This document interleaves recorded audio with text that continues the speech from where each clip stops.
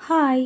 மீன் குழம்பு வைக்கிறதுக்கு ஃபஸ்ட்டு நம்ம புளியை ஊற வச்சு எடுத்துக்கணும். அதுக்கப்புறம் அடுப்பை பற்ற வச்சுட்டு அதில் ஒரு கடாய் வச்சுட்டு அதை கொஞ்சோண்டு கடுகும் வெந்தயமும் போட்டு அது பொரிஞ்சதுக்கப்புறம் வெங்காயம் போட்டு கொஞ்சம் நம்ம உரிச்சு வச்ச பூண்டையும் போட்டு நல்லா வதக்கிக்கணும்.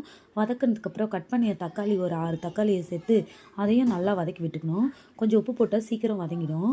அதுக்கப்புறம் நம்ம என்ன பண்ணணும்னா கருவேப்பிலையை போட்டுட்டு அதுக்கப்புறம் அது தேவையான மஞ்சத்தூள் மிளகாத்தூள் ஒரு 2 ஸ்பூன் போட்டுட்டு நல்லா அதையும் வதக்கி எடுத்துக்கிட்டேன்.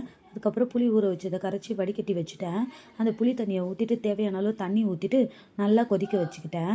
கொதிக்க வச்சதுக்கப்புறம் மீனை நல்லா க்ளீனாக வாஷ் பண்ணிவிட்டு கொதிக்கிற குழம்புல நான் ஒன்று ஒன்றா அழகாக லைனாக அதை போட்டேன். போட்டதுக்கப்புறம் அடுப்பை வந்து கொஞ்சம் சிம்மில் வச்சுக்கிட்டேன். அப்புறம் மீன் குழம்பு கொஞ்சம் கொச்சதுக்கப்புறம் ஒரு ஹை ஃப்ளேமில் நல்லா ஃபாஸ்ட்டாக வச்சுட்டு குழம்ப வந்துட்டு ஆஃப் பண்ணிவிட்டு அதுக்கப்புறம் நம்ம பார்த்தீங்கன்னா அதில் இருந்து மீன் எடுத்து பார்த்தேன். சூப்பராக வந்துருந்துச்சு. ஒன்று கூட உடையாத. பாய்.